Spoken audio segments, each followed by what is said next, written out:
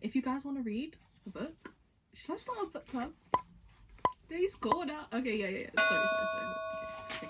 We're back already. It's like I couldn't wait. Like I really want to read the book. Anything? Not to say anything. Blah blah blah. Do you notice anything different about me? No? Maybe? Babes, I just spent the last 9 hours doing my hair. As you can see. Why did I touch my cheek? We got some micro braidsing. I said micro braids, bruv. They're just mini braids. 9 hours of my time gone. But I'm actually really happy about this time. Usually when I'm doing my hair, I'm like depressed the whole time because I'm just wasting hours away. Like my neck hurts, my back hurts.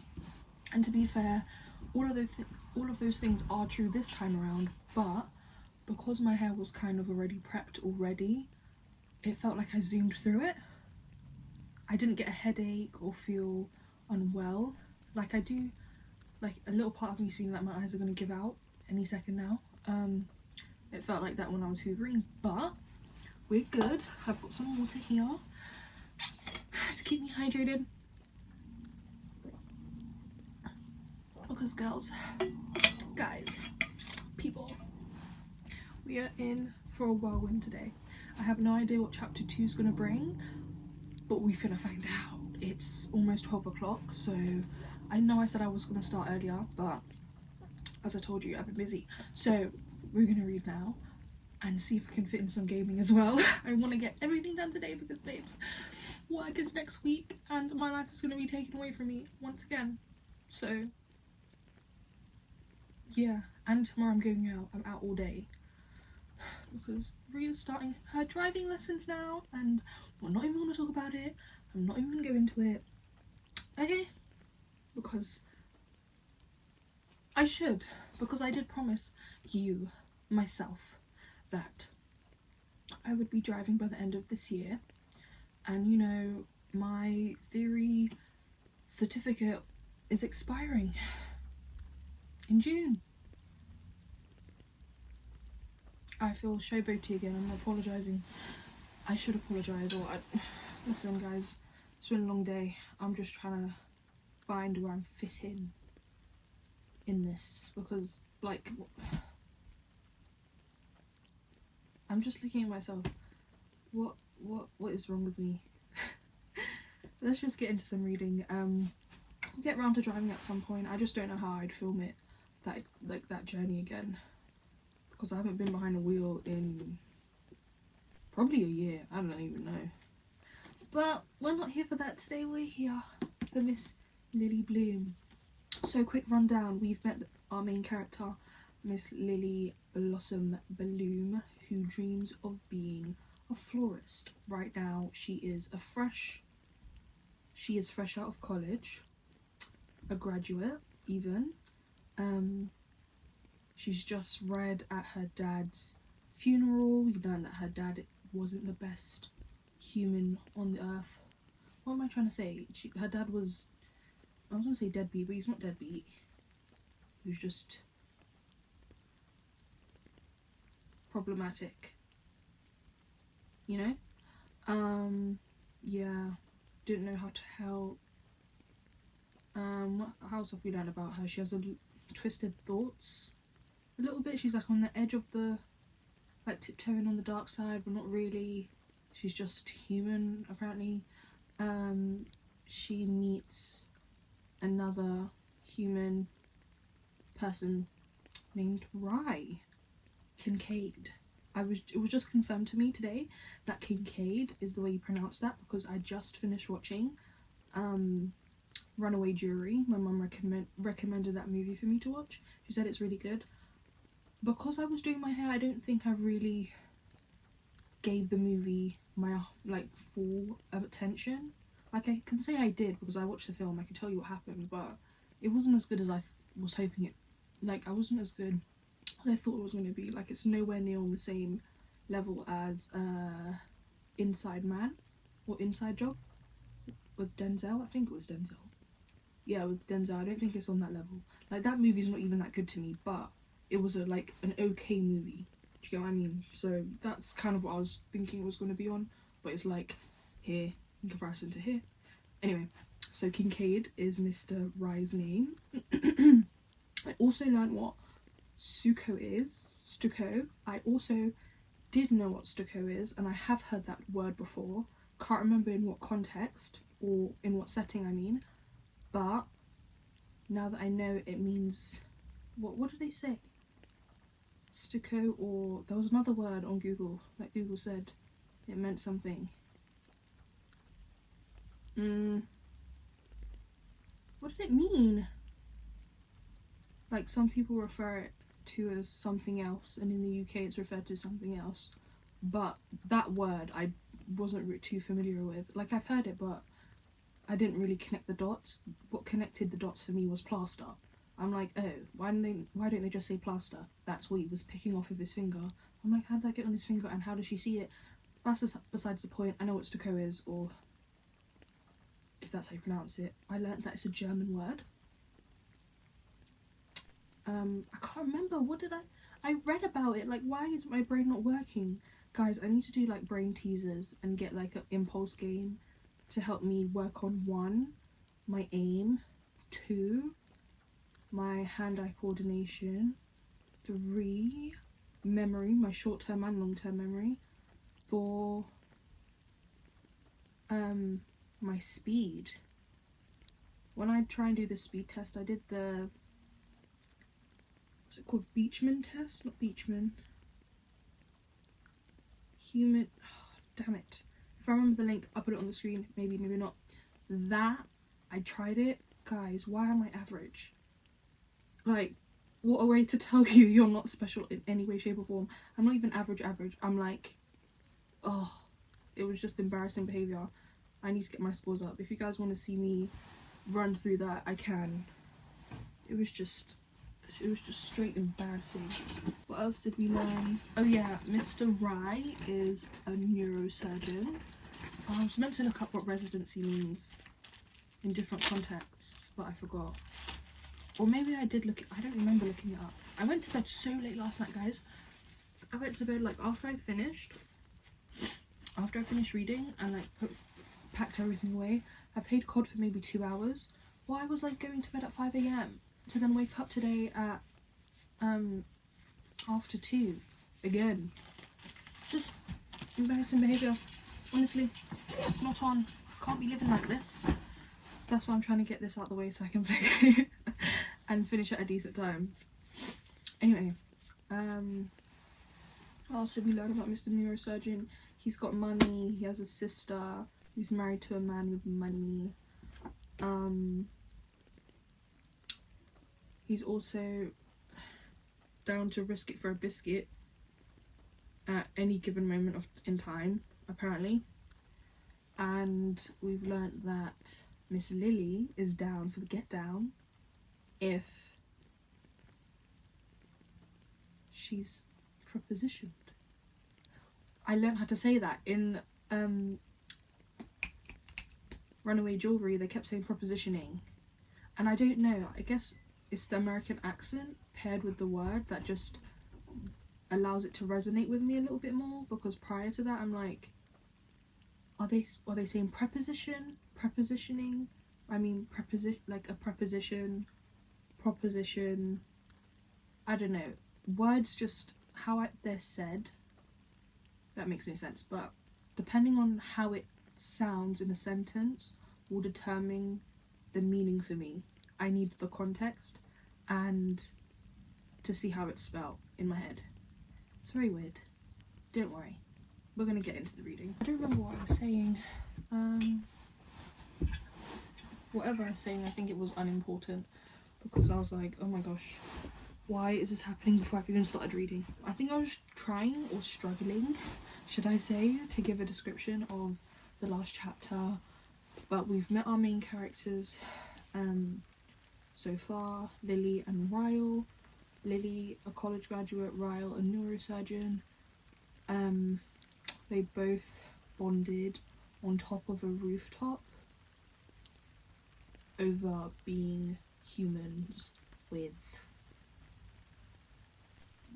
what do you call it, emotions. You know, they're real people with real emotions. So yeah, they're stressed out about life not going the way they really want it to, and they're not being like fairy tales and rainbows. I don't really know much else to say. They just, yeah, we've just met our main characters, and things almost got a little steamy, but they didn't. And yeah, we're now gonna find out what happens next with our girl Lily. We haven't decided if, well, I haven't decided if I like her or not yet. Ryle, I haven't decided, but I don't think I like him yet. I think it's the morals for me. But then again, it's like, oh my god, he's just being honest, you know, he's not being arrogant, he just knows what he wants, and da-da-da. No. I like princes, you know? I like that side, so like the fairy tale magic type. This is just just not for me. But we'll see. We might change our minds. Let's find out in chapter 2 of It Ends With Us. Okay, let's go. I'm actually excited. Okay. Chapter 2. Also, do you guys prefer me to read in silence or not? Listen, there's gonna come points in time when I read in silence because I was a hot mess last last chapter. So yeah, let's just go. Lucy, the roommate who loves to hear herself sing, is rushing around the living room. Well, see, this is why I can't, okay? I'm not good with voices either, so you won't be able to tell if she's...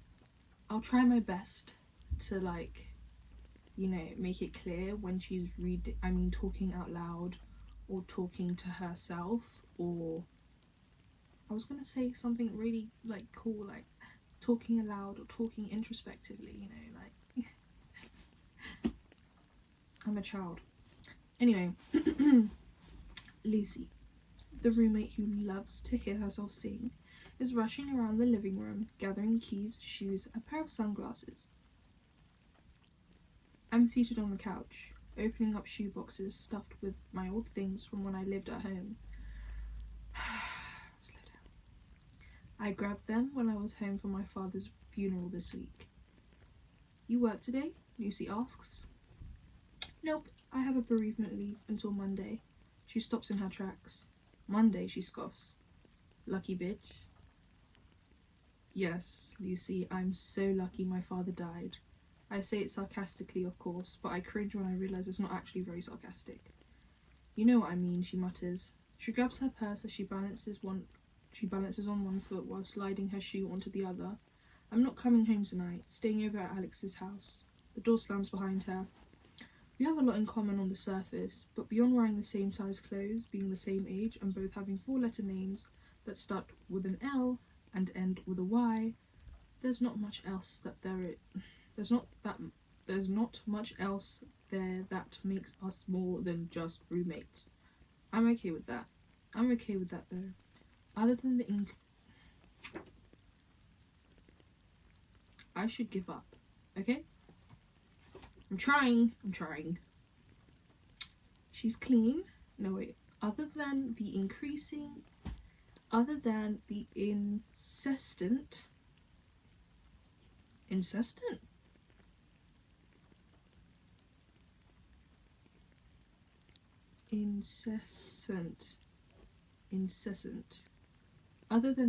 incessant singing, that was very incessant.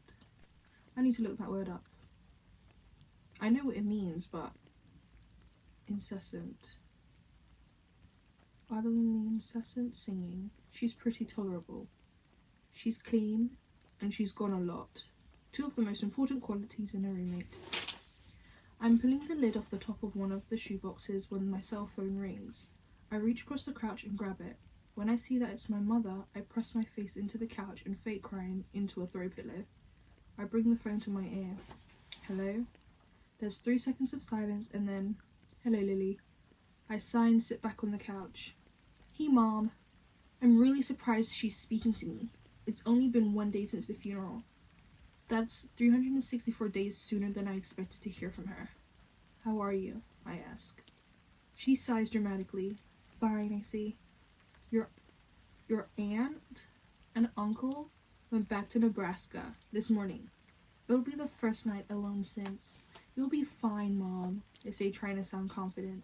She's quiet for too long.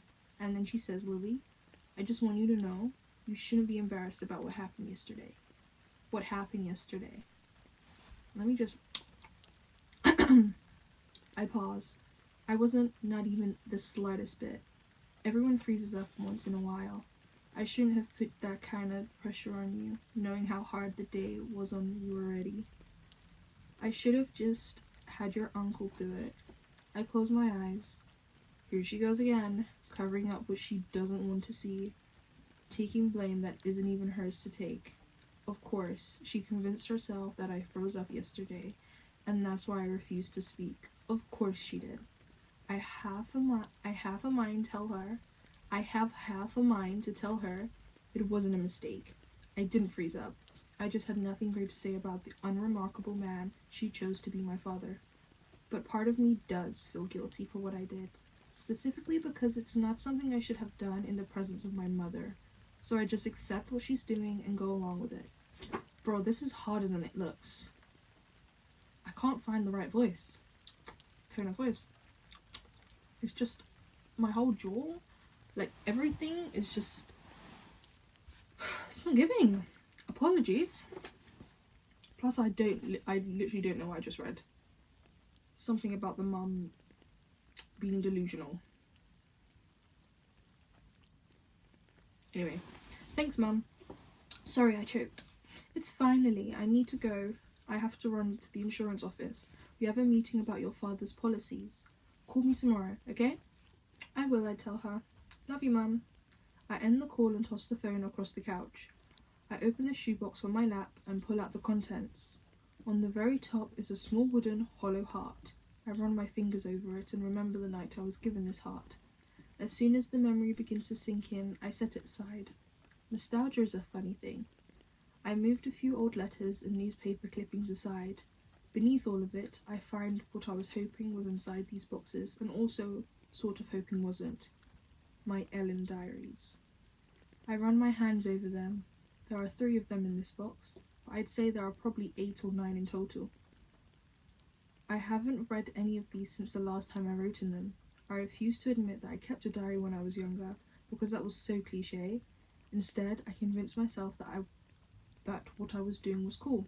Because it wasn't technically a diary, I addressed each of my entries to Ellen DeGeneres, because I began watching her show the first day it aired in 2003, when I was just a little girl. I watched it every day after school and was convinced Ellen would love me if she got to know me. I wrote letters to her regularly, until I turned 16, but I wrote them like one would write entries in a diary.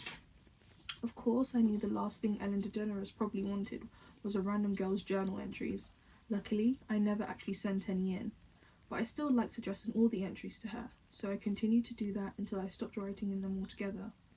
I open another shoebox and find more of them.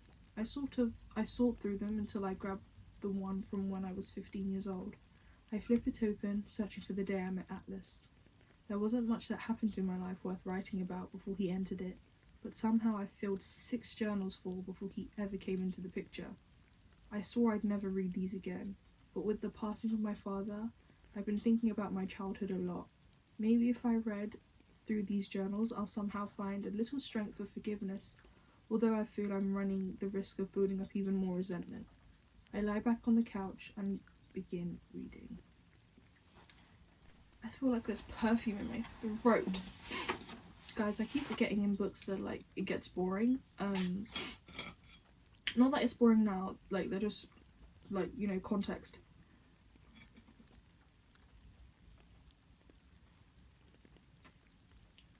But, you know, maybe these parts should be silent.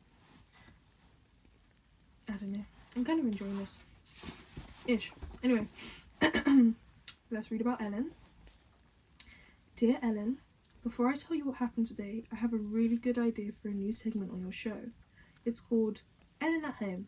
I think lots of people would like to see you outside of work. I always wonder what you're like at your home when it's just you and Portia and the cameras aren't around. Maybe the producers can give her a camera and sometimes she can just sneak up on you and film you doing normal things, like watching TV or cooking or gardening. She could film you for a few seconds without you knowing, and then she could scream, "Ellen at home!" and scare you. It's only fair since you love pranks. Okay, now that I've told you that, I keep meaning to and have been forgetting, I'll tell you about my day yesterday.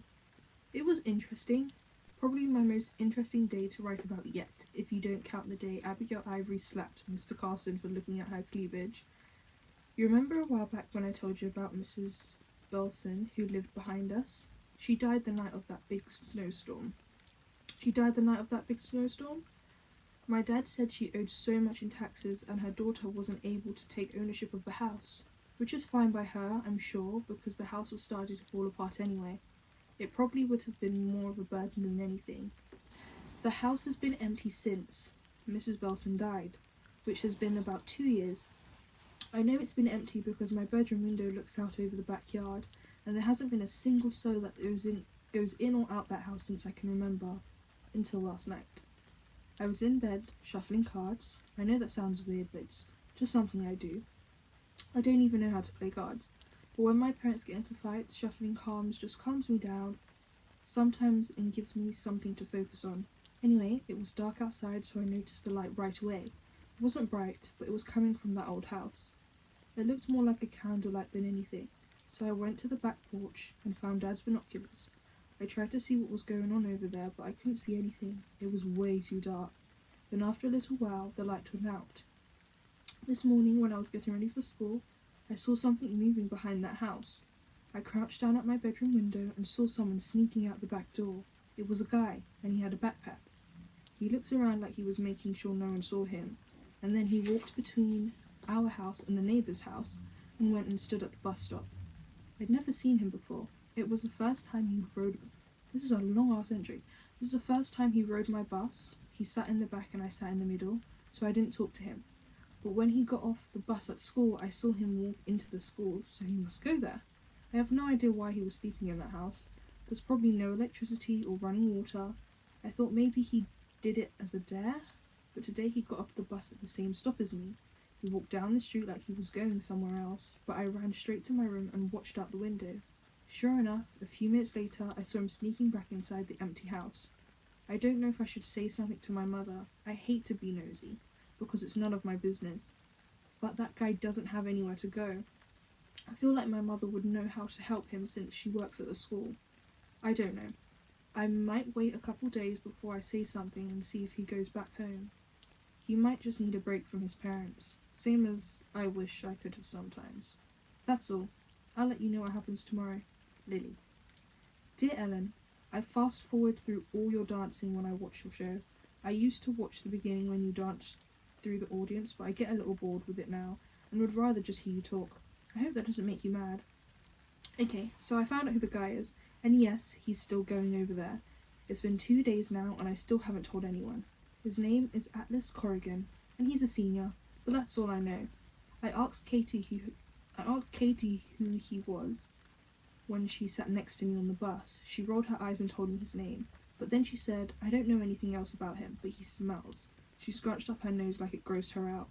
I wanted to yell at her and tell her he can't help it, that he doesn't have any running water, but instead I just looked back at him. I might have stared a little too much because he caught me looking at him. When I got home, I went to the backyard to do some gardening. My radishes were ready to be pulled, so I was out there pulling them, the radishes. Guys, it's raining.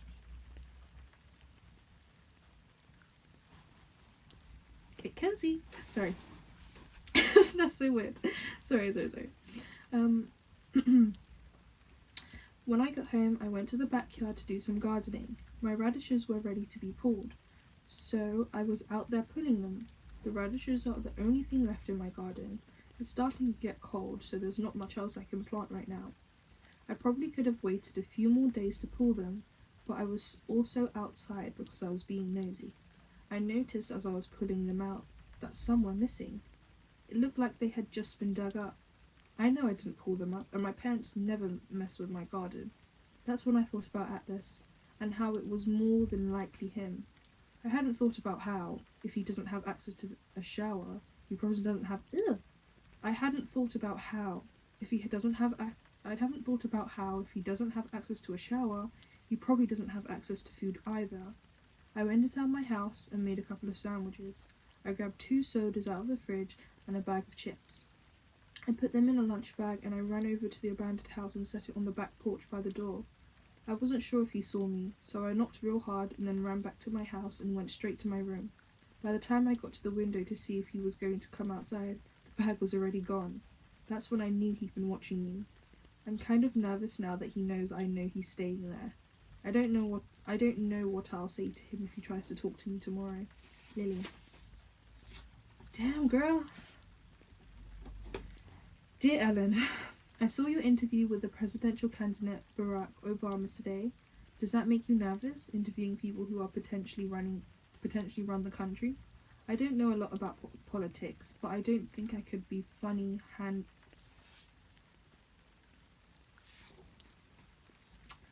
Does that make you nervous, interviewing people who could potentially run the country? I don't know a lot about politics, but I don't think I could be funny under the kind of pressure. That kind of pressure. Man, so much has happened to the both of us. You just interviewed someone who might be our next president, and I'm feeding a homeless boy. This morning when I got to the bus stop, Atlas was already there. It was just the 2 of us at first, and I'm not gonna lie, it was awkward. I could see the bus coming around the corner, and I was wishing it would drive a little faster. Right when it pulled up, he took a step closer to me, and without looking up, he said thank you. The doors opened on the bus, and he let me walk on first. I didn't say, "You're welcome," because I was kind of shocked by my reaction. His voice gave me chills, Ellen. Girl! He dirty. Sorry, but no. Has a boy's voice ever done that to you? No. No, it hasn't, darling. No, it hasn't, dear. Wait, let me think.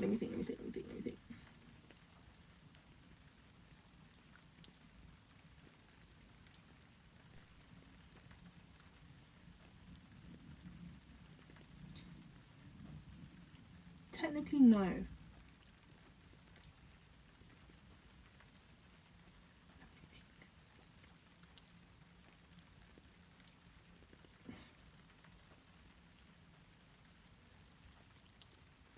Yeah, kind of, but no. Not like that, no. Yeah. No. Not yet. Oh wait, sorry. Has a girl's voice ever done that to you? He didn't sit by me or anything on the way there, but on the way back from school, he was the last one getting on. There weren't any empty seats, but I could tell by the way he scanned all the people on the bus that he wasn't looking for an empty seat. He was looking for me. When his eyes met mine, I looked down at my lap real quick. I hate that I'm not very confident around guys. Maybe that's something I'll grow into when I finally turn 16. He sat down next to me and dropped his backpack between his legs. That's when I noticed what Katie was talking about.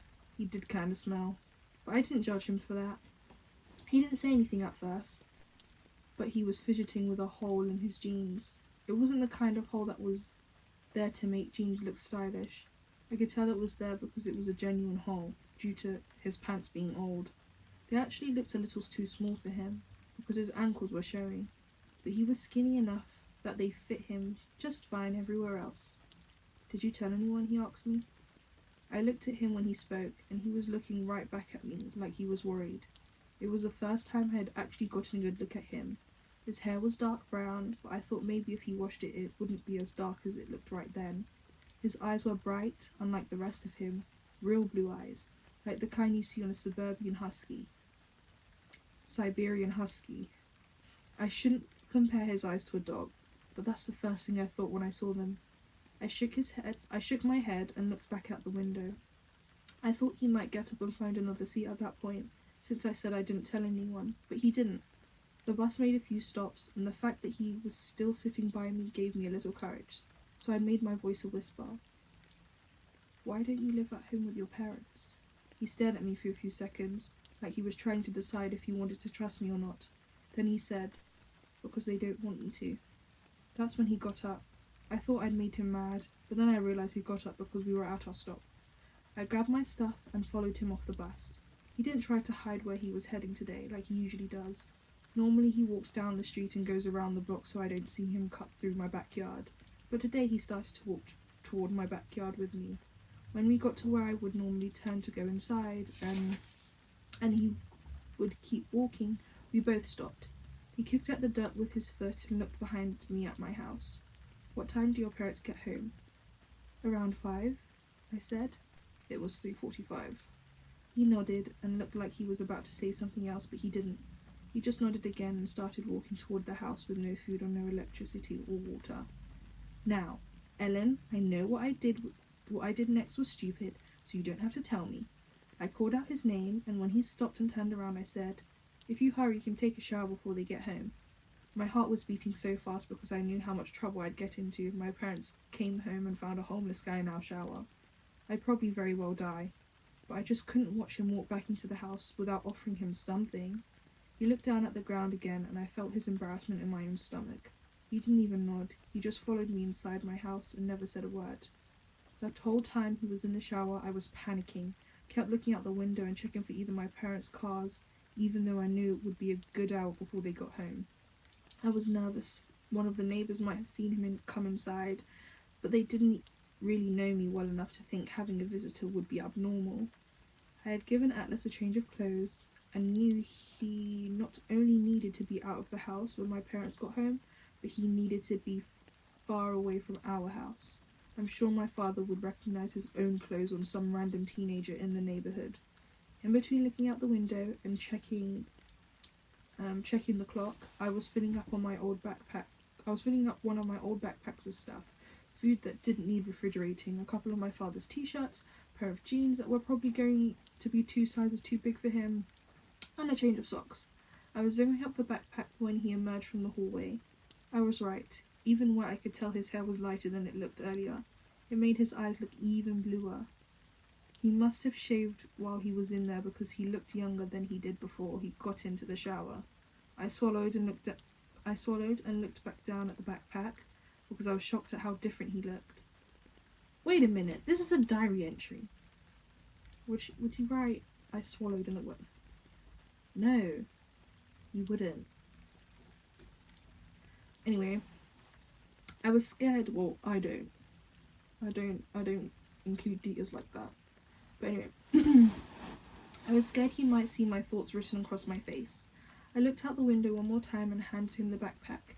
"You might want to go out the back door so no one sees you." He took the backpack from me and stared at my face for a minute. "What's your name?" he said as he slung the pack over his shoulder. "Lilly." He smiled. It was the first time he smiled at me, and I had an awful shallow thought in that moment. I wonder how someone with such a great smile could have such shitty parents. I immediately hated myself for thinking it, because of course parents should love their kids no matter how cute or ugly or skinny or fat or smart or stupid they are, but sometimes you can't control where your mind goes. You just have to train it to not go there anymore. He held out his hand and said, "I'm Atlas." "I know," I said without shaking his hand. I don't know why I didn't shake his hand. It wasn't because I was scared to touch him. I was scared to touch him, but not because I thought I was better than him. He just made me so nervous. He put his hand out and nodded once, then said, "I guess I better go." I stepped aside so he could walk around me. He pointed past the kitchen, silently asking if that was the way to the back door. I nodded and walked behind him as he made his way down the hall. When he reached the back door, I saw him pause for a second when he saw my bedroom. I was suddenly embarrassed that he was seeing my bedroom. No one ever sees my bedroom, so I've never felt the need to give it a more mature look. I still have the same pink bedspread and curtains I've had since I was 12. For the first time ever, I felt like ripping down my poster of Adam Brody. Atlas didn't seem to care how my room was decorated. He looked straight at my window, the one that looks over the backyard, then he glanced back at me. Right before he walked out the back door, he said, "Thank you for not being disparaging, Lilly." And then he was gone. "Thank you for not being disparaging, Lilly." And then he was gone. Of course, I've heard the term disparaging before, but it was weird hearing a teenage guy use it. What's even weirder is how everything about Atlas seems so contradictory. How does a guy who is obviously humble, well-mannered, uses the word disparaging, end up homeless? How does any teenager end up homeless? I need to find out, Ellen. I'm going to find out what happened to him. You just wait and see. Lily. I'm about to open another entry when my phone rings. I crawl across the couch for it, and I'm not at least bit surprised to see it's my mother again. Now that my father has passed and she's alone, she'll probably call me twice as much as she did before. Hello? What do you think about moving to Boston? She blurts out. I grab the throw pillow next to me and shove my face into it, muffling a scream. Wow, I say. Really? She's quiet, and then... It's just a thought. We can discuss it tomorrow. I'm almost to my meeting. Okay, bye. And just like that, I want to move out of Massachusetts. She can't move here. She doesn't know anyone here. She'd expect me to entertain her every day. I love my mother, don't get me wrong, but I moved to Boston to be on my own, and having her here in the same city would make me feel less independent. My father was diagnosed with cancer 3 years ago, while I was still in college. If Rao Kincaid were here right now, I'd tell the naked truth that I was a little bit relieved when my father became too ill to physically hurt my mother. It completely changed the dynamic of their relationship, and I no longer felt obligated to stay in plethora to make sure she was okay. Now my father is gone, I never have to worry about my mother again. I was looking forward to spreading my wings, so to speak. But now she's moving to Boston? It feels like my wings were just clipped. Where is a marine-grade polymer chair when I need it? I'm seriously stressing out, and I have no idea what I'd do if my mother moves to Boston. I don't have a garden or yard or a patio or weeds. I have to find another outlet. I decide to clean. I place all my old shoeboxes full of journals and notes in my bedroom closet. Then I organize my entire closet. My jewelry, my shoes, my clothes. She cannot move to Boston. Chapter 2 is done. My mouth feels dry, but I also want to keep reading. Let me see how long chapter 3 is. Can you guys stomach another chapter?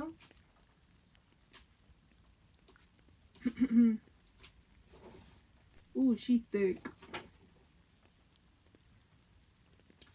6 months later?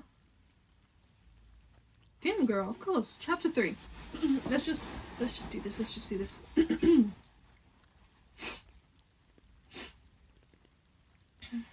Need a water break again.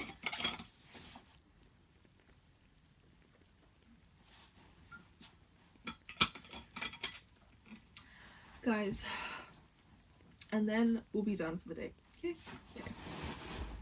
6 months later. Oh, that's all she says. My mother turns and assesses the building, running a finger over the windowsill next to her.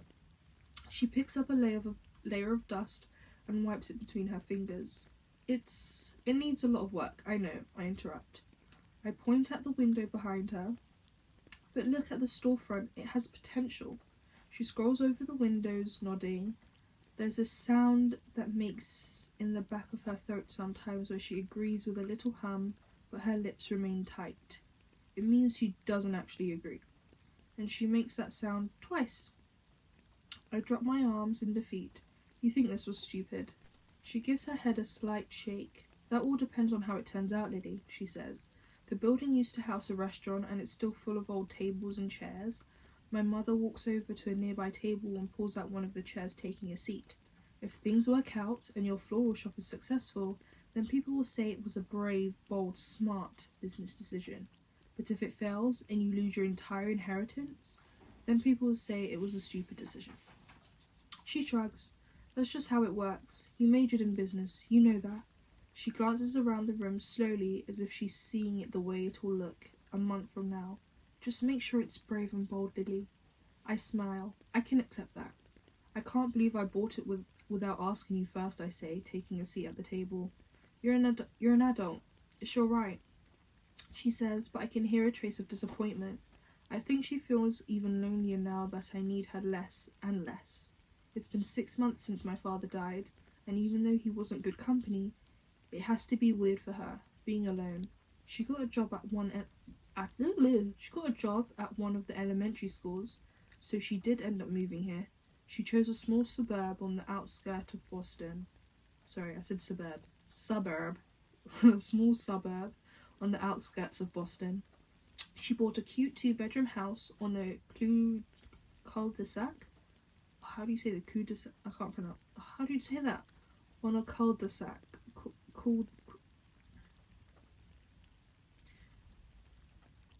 With a huge backyard.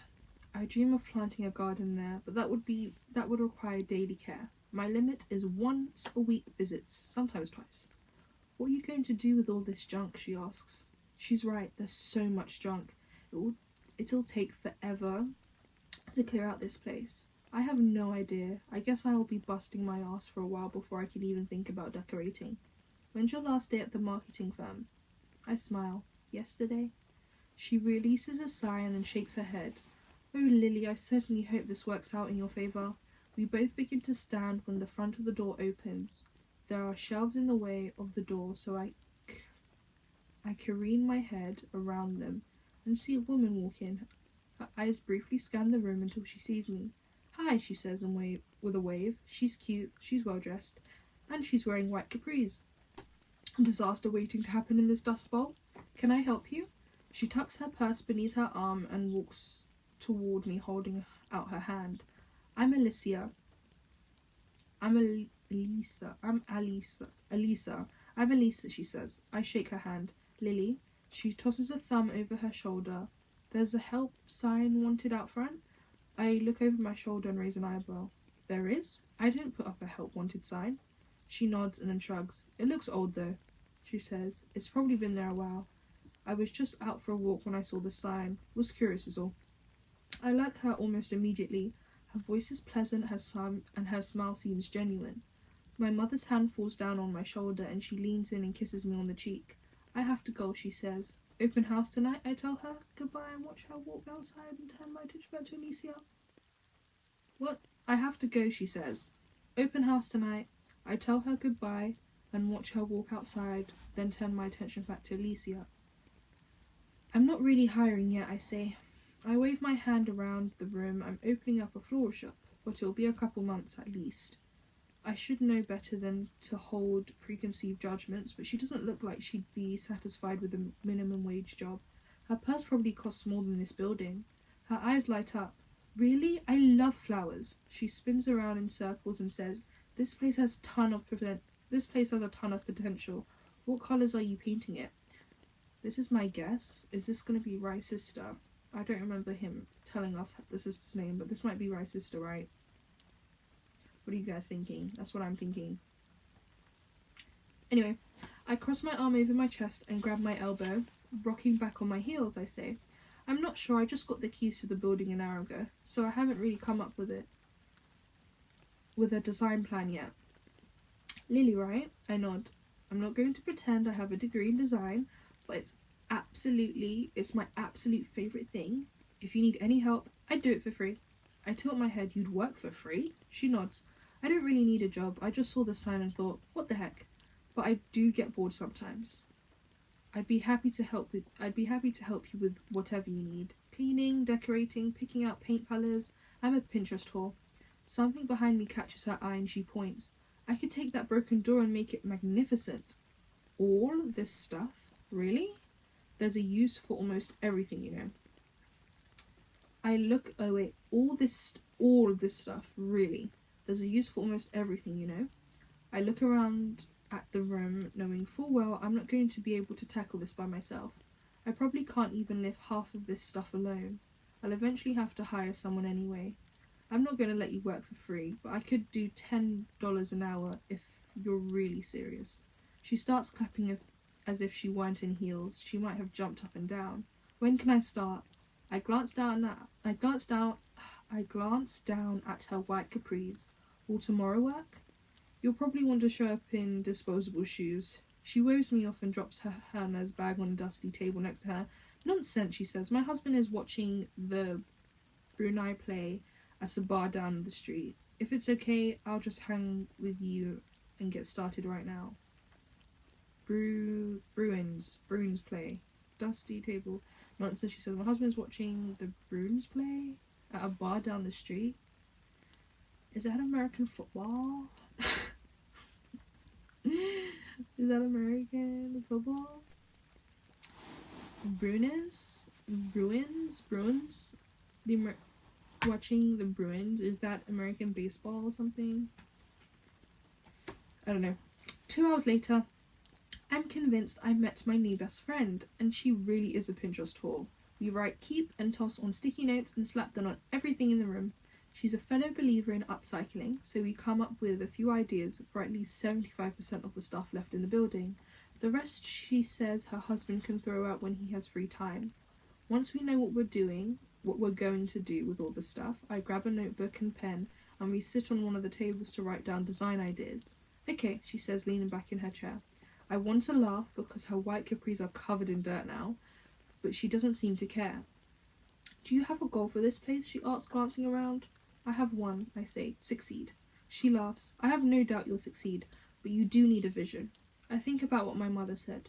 Just make sure it's brave and bold, Lily. I smile and sit up straighter in my chair. Brave and bold, I say. I want this place to be different.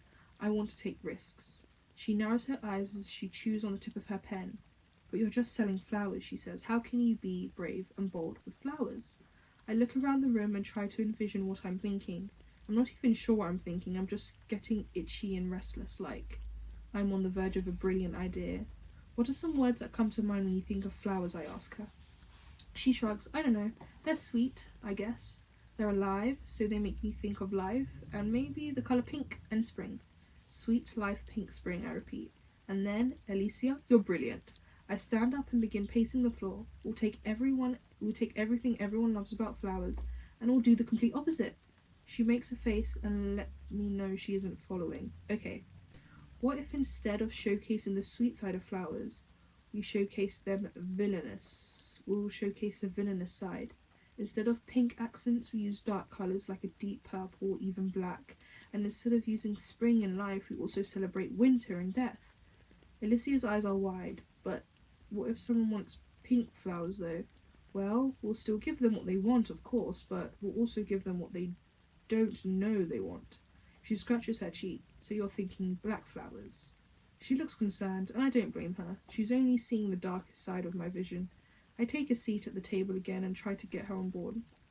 Someone once told me that there is no such thing as bad people. We're all just people who sometimes do bad things. That stuck with me because it's so true. We've all got a little bit of good and evil in us. I want to make that our theme. Instead of painting the walls putrid street colours, we paint them dark purple and black accents. And instead of only putting out the usual pastel displays of flowers in the boring crystal vases that make people think of life, we go edgy, brave and bold.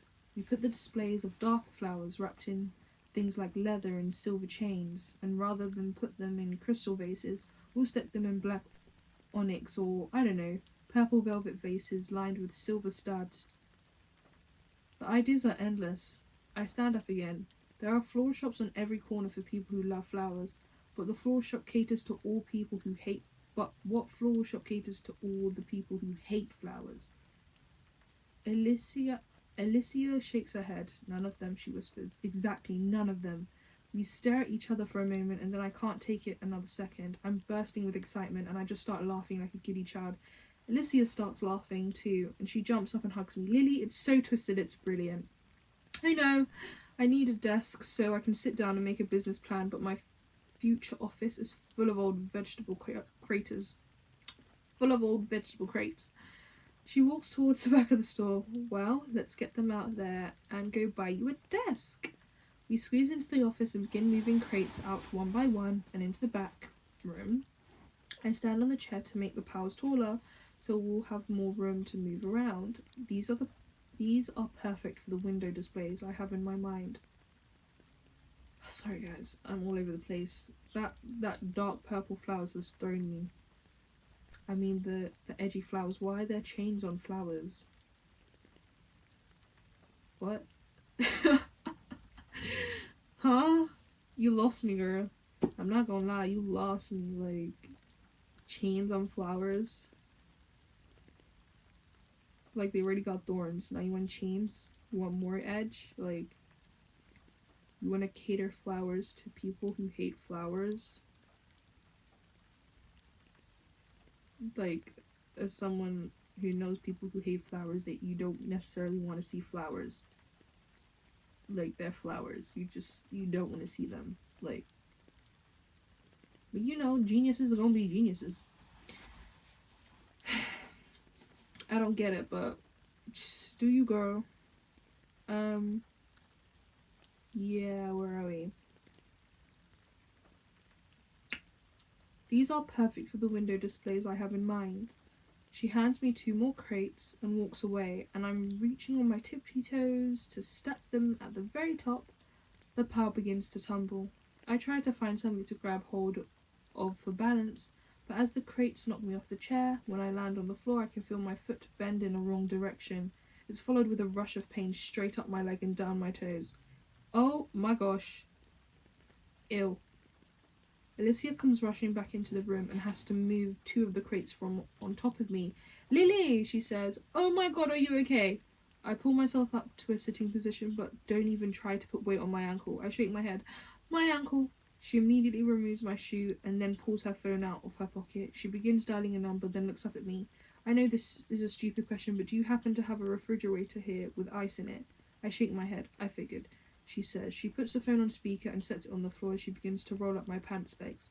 I wince, but not so much from the pain. I just can't believe I did something so stupid. If I broke it, I'm screwed. I just spent my entire inheritance on a building that I won't even be able to renovate for months. Hey, Issa, a voice cracks. Hey, Issa, Alicia. Issa. Hey, Issa, a voice cracks through her phone. Where you at? The game's over. Alicia picks up her phone and brings it closer to her mouth. At work, listen, I need... The guy cuts her off. At work? Babe, you don't even have a job. Alicia shakes her head. Marshall, listen. It's an emergency. I think my boss broke her ankle. I need you to bring some ice to... He cuts off her lap. Your boss? Babe, you don't even have a job, he repeats.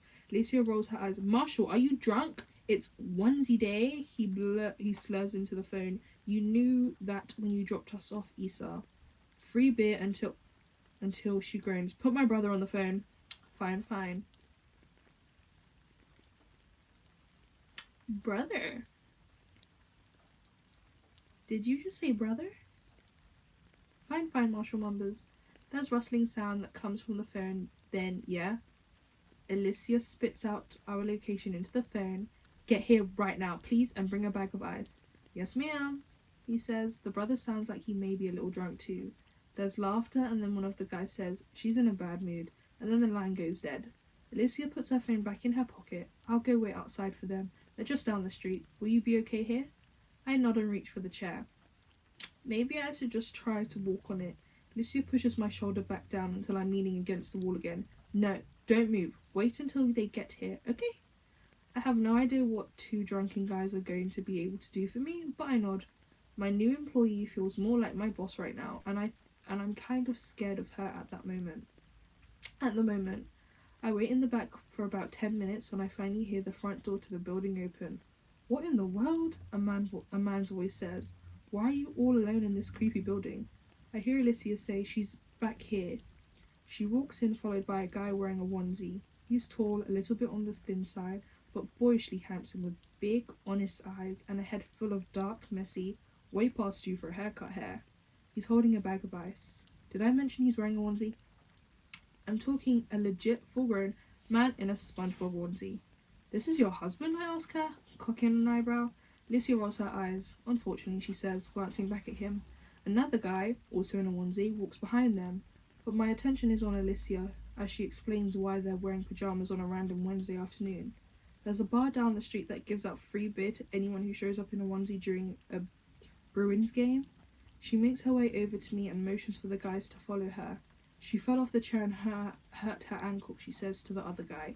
He steps around Marshall and the first thing I notice are his arms. We are in for the spicy! Arms, you say? Keynote, girls and guys? Arms were a key pointer in the last 2 chapters ago. Big arms. Let's see what Lily does, shall we? Miss Lilly. Holy shit. I know those arms. Yeah, I gathered. Yeah. Those are the arms of a neurosurgeon. Yeah, they are. Alicia is his sister. Yeah, I thought so. The sister that owns the entire top floor with the husband who works in pajamas and brings in 7 figures a year. Oh yeah, the husband does work in pajamas. That completely went over my head. I was like, I completely forgot. As soon as my eyes lock with Rise, his whole face morphs into a smile. I haven't seen him in God knows how long ago that was, 6 months. I can't say I haven't thought about him during the past 6 months because I've thought about him quite a few times, but I never actually thought I'd see him again. Right, this is Lily. Lily, my brother, Ryle. Sorry, I said Ryle. Can we call him Riley, guys? I know his name's not Riley, but I feel like Riley just works. It's so much easier to say than Ryle. If I say Ryle, I might as well say Kyle. So, can we just say from now on his name's Riley, okay? Because I can't be doing this. Riley or Rye, okay? We're going to go with Riley. And my husband, Marshall. Riley walks over to me and kneels down. Lily, he says. Stop! I don't know this man. I'm sorry, I don't know this man. Riley. What does he say? He says, regarding me with a smile, nice to meet you. It's obvious he remembers me. I can see it in his knowing smile. But like me, he's pretending this is the first time we've met.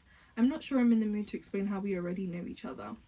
Riley touches my ankle Riley touches my ankle and inspects it. Can you move it? I try to move it, but a sharp pain shoots all the way up my leg. I suck in air through my teeth and shake my head. Not yet, it hurts. Riley motions to Marshall. Find something to put the ice in. Alicia follows Marshall out the room. When they're both gone, Riley looks at me and his mouth turns up into a grin. I won't charge you for this, but only because I'm slightly inebriated. Oh, bruv, how do you pronounce this? I know this word. Inebriated. Inebriated.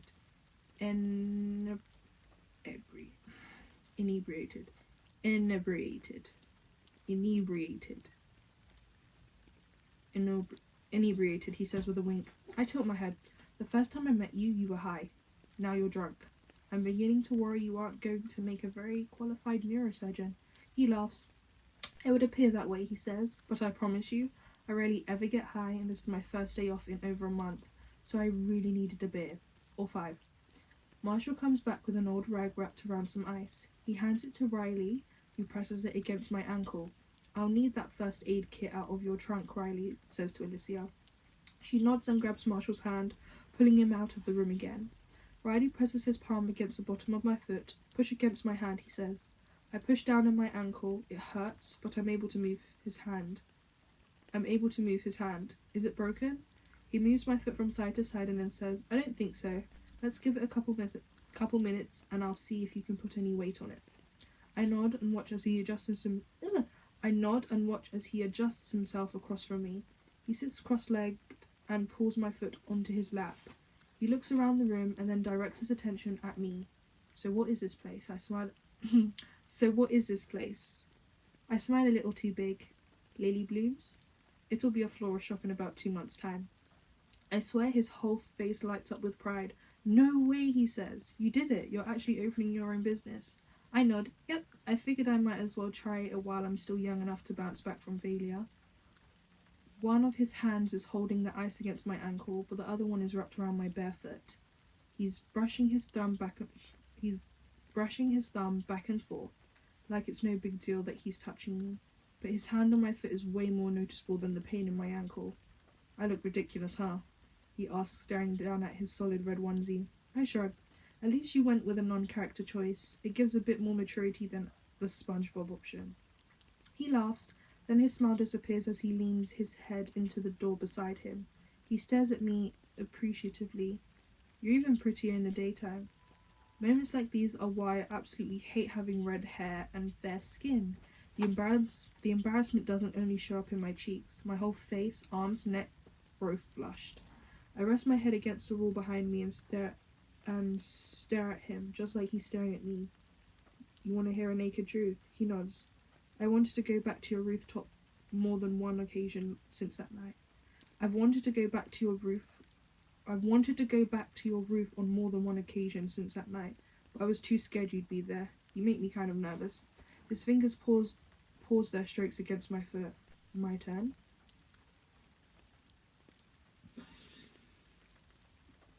No, we don't need to know. We don't need to know. Just talk about your onesie, bruv. Like, okay. I nod. His eyes narrow as his hands move to the underneath of my foot. He traces his fingers from the top of my toes down to my heel.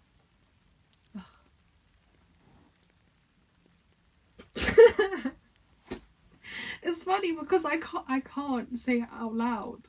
I'm too childish. Like, I'm not grown at all. I'm a child. I'm a child of God. Okay? This isn't my life. This isn't like... It's not even this isn't my life. This isn't normal for me. Normal? What is normal? It's not this. I'll tell you that much for free.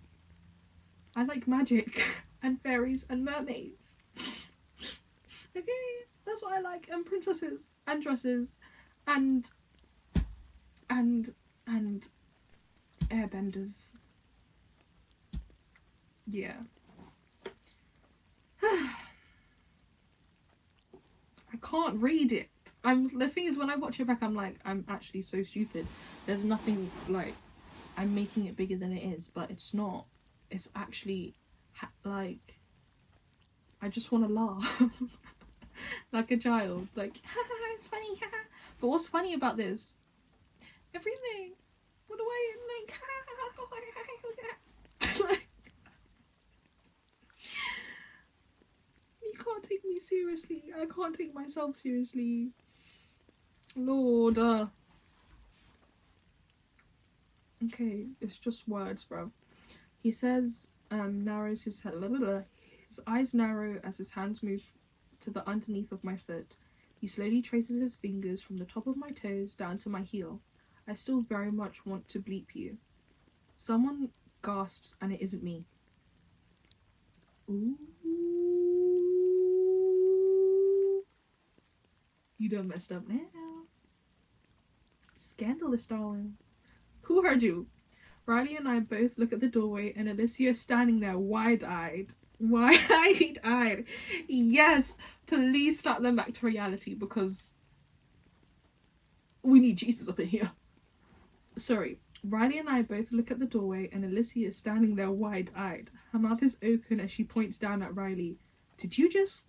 She looks at me and says, I am so sorry about him, Lily. And then she looks back at Riley with her venom in her eyes. Did you just tell my boss you want to bleep her? Oh dear. Oh dear indeed.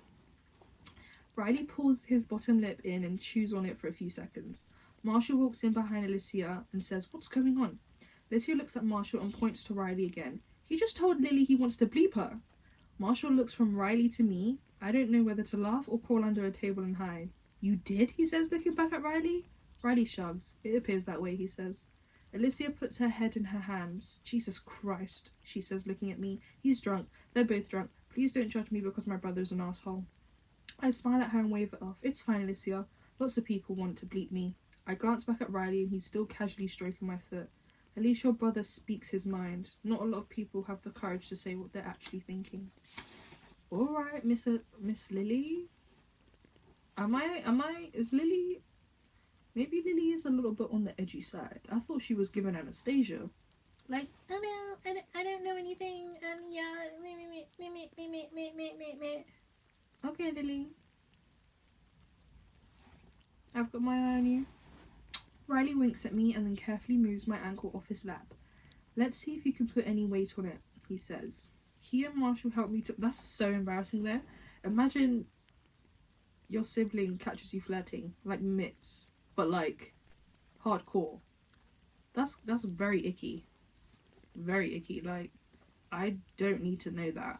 Anyway, he and Marshall helped me to my feet. Riley points to a table a few feet away that pushes up against the wall. Let's try to make it to the table so I can wrap it. His arm is secured around my waist and he's gripping my arm tightly to make sure I don't fall. Marshall is more or less just standing next to me for support. I put a little weight on my ankle and it hurts, but it's not excruciating. I'm able to hop on all the way to the table with a lot of assistance from Riley. He helps me pull myself up until I'm seated on top of it, leaning against the wall with my legs stretched out in front of me. Well, the good news is that it's not broken. What's the bad news? I ask him. He opens the first aid kit. You'll need to stay off of it for a few days, maybe even a week or more, depending on how it heals. I close my eyes and lean my head against the wall behind me. I have so much to do, I whine. He carefully begins to wrap my ankle. Alicia is standing behind me, watching him wrap it. I'm thirsty, Marshall said. Anybody want something to drink? There's a CVS across the street. I'm good, Riley says. I'll take a water, I say. Sprite, Alicia says. Marshall grabs her hand. You're coming with. Alicia pulls her hand from his and crosses her arms over her chest. I'm not going anywhere, she says. My brother can't be trusted. Alicia, it's fine, I tell her. He's making a joke.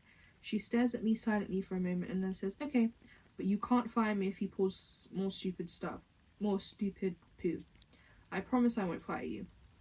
With that, she grabs Marshall's hand and leaves the room. Riley is still wrapping my foot when he says, my sister works for you? Yep, hired her a couple of hours ago. He reaches into his first aid kit and pulls out tape. You do realise she's never had a job in her entire life. She's always warned me. She's already warned me, I say. His jaw is tight and he doesn't look as relaxed as he did earlier. Then it hits me that he might think I hired her as a way to get closer to him. I had no idea she was your sister until you walked in, I swear.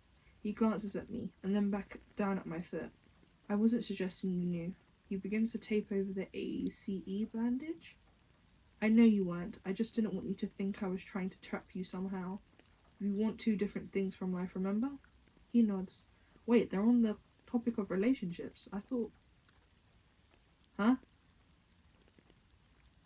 But why would the conversation be going that way if it was like just two human? I thought it was a moment in time, not you want two different things in life, like da-da-da-da. Like that was already established. Anyway, he nods and carefully sets my foot back on the table. That is correct, he says. I specialize in one-night stands, and you're on the quest for your holy grail. I laughed. You have a good memory. I do, he says. A languid. What are these words? I've never seen before. I actually haven't seen this. Languid.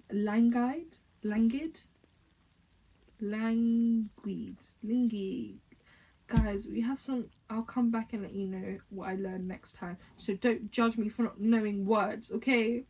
I don't read anymore. No, I don't read anymore. I'm not as well read as I thought I was. Something smile stretched across his mouth. But you're also hard to forget. So my guess is languid is like mischievous. Or like, you know, like cheeky. It's getting crazy. The camera cut out before I even realised it was cutting out, bruv. Okay, let me just get right back to it, okay? I laugh, you have a very good memory. I do, he says. A languid or a languid or a languid. A languid smile stretches across his mouth, but you're also hard to forget. Jesus, he has to stop saying things like that. I press my palms into the table and pull my leg down. Naked truth coming. He leans against the table next to me and says, all ears. I hold nothing back. I'm very attracted to you, I say. There's not much about you I don't like, and being as though you and I both want different things, if we're ever around each other again, I'd appreciate it if you could stop saying things like that. Stop saying things that make me dizzy. It's not really fair to me.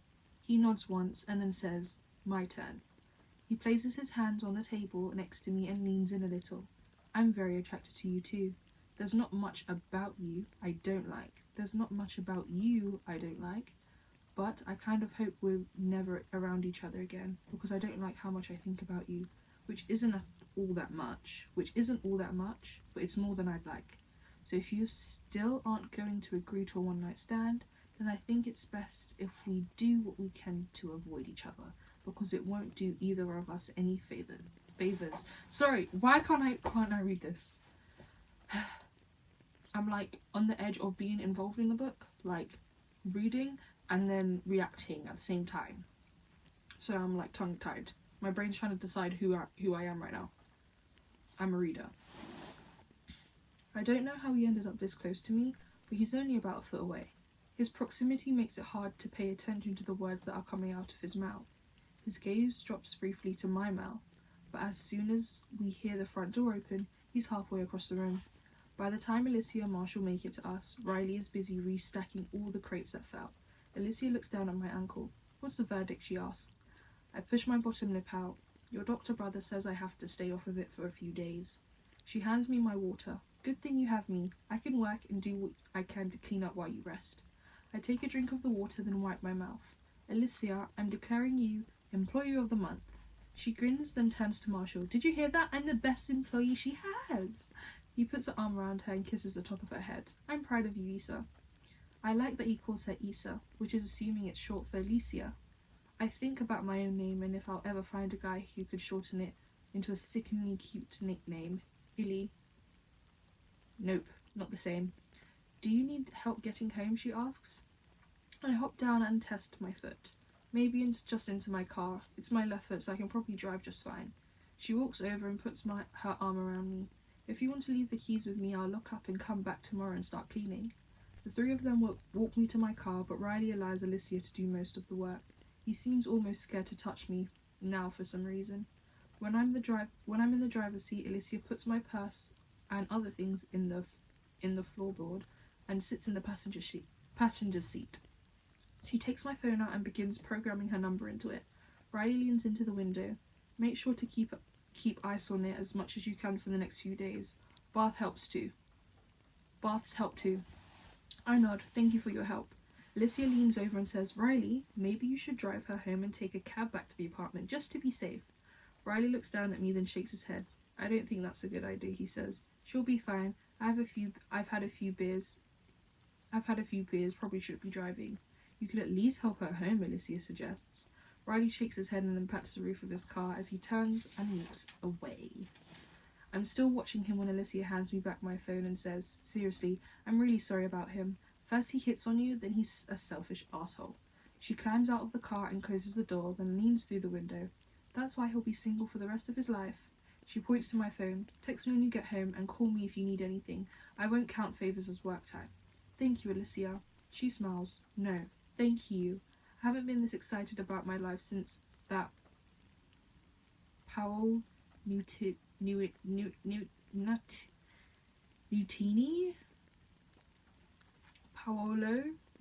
concert I went to last year." She waves goodbye and walks towards where Marshall and Riley are standing. They begin walking down the street and I watch them in my rearview mirror. As they turn the corner, I see Riley glance over his shoulder and look back in my direction. I close my eyes and exhale. The 2 times I spent with Riley were on days I'd probably rather forget. My father's funeral and spraining my ankle, but somehow him being present made me feel like less of the disasters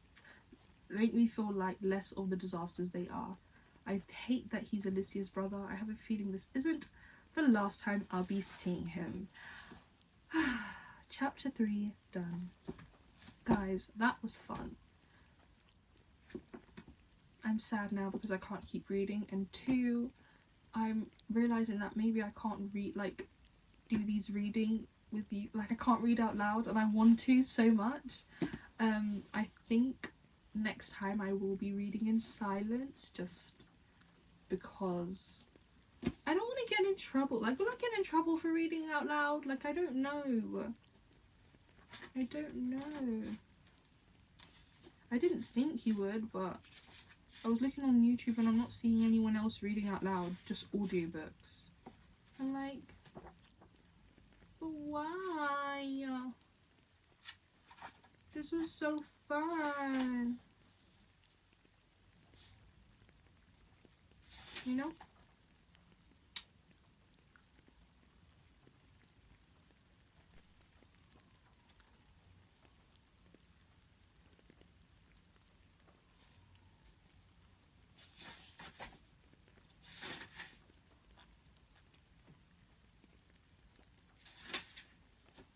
don't know, guys. But that was really good. What do we have to say? I think it's just because we're only in the beginning stages of the book, but I feel like there's a lot of, not jumping, but gaps. So it's been 6 months since the last time we got to hear about her diary entries and her meeting of Atlas. So like right now things are just, we're getting a little bit of a taste here, a little bit of a taste here, a little bit of something there, a little bit of something here, and it's like we haven't got to a point where things are chronological yet. Well, it is chronological, it's just, I guess nothing happens in those 6 months worth talking about, but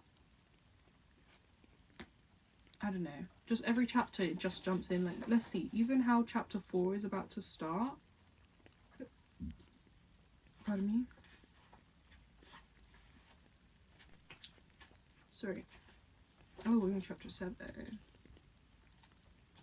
Chapter 4, it takes me half an hour to make it from my car to my apartment. Okay, so we have something that follows along. Maybe it's just the first 3 chapters then.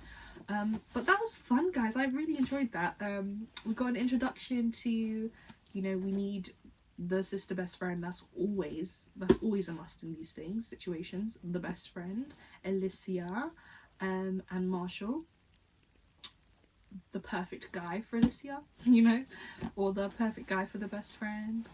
And you know, we have a little bit more of the Riley and Lilly tension building, and I'm happy she's like, you know, doing something, like she's progressing, she's starting her floral shop that hasn't needed, like she didn't need anyone to push her to do it, she just had the thought and is now executing. What else? The only thing is, when in these situations, like there's always the rich family that just swoops in, is like, okay, I'll help you, let's just get cracking. Like on the first day, it just so happens that this girl, random girl, walks in, decides to help her with her entire ordeal, and is now gonna be her best friend, and is gonna just include her in her life, which is essentially gonna now become Lilly's life, and is also tied to Riley. I don't know, maybe I'm just in my Wattpad thinking phase. Like when I would read the Wattpad books, that's literally what I'd be doing, like speculating. So yeah, that's where we're at, guys. What do you guys think? Because I don't know, are we on the same page, or am I just being a bit too like cheesy? Like, I don't even know. Is this like this isn't a big girl book to me. It's not giving big girl book. Big girl book was ugly. Like that book was, I shouldn't have been reading it when I was reading that book. That was a lot. But this book is just giving, I don't think I've read another big girl book. The only other big girl books are therapy books, and I'm not with the wave, I'm not with it. But anyway, guys, thank you so much for reading with me. This was fun. Maybe I do a time lapse, or just mute myself and only unmute when it's like getting serious. Do you get what I mean? Maybe I might do that. Maybe that might be a little bit more, I'll include passages, you know what I mean? Yeah, this was fun. This was really fun. I am running out of storage though, and I do want to play COD, so until next time, guys, we will be back and find out what else happens in Lilly's story. I'm excited. Yeah, until then, busy day tomorrow, work next week, and I've got a lot of editing to do now because the last clip was 54 minutes long. 54, so 54 plus 10 plus my guess is I've been sitting here for 12 to 15 minutes. I don't know, but thank you guys so much for watching. Bye. Thanks for reading with me. This was like literally, I've had so much fun. Bye.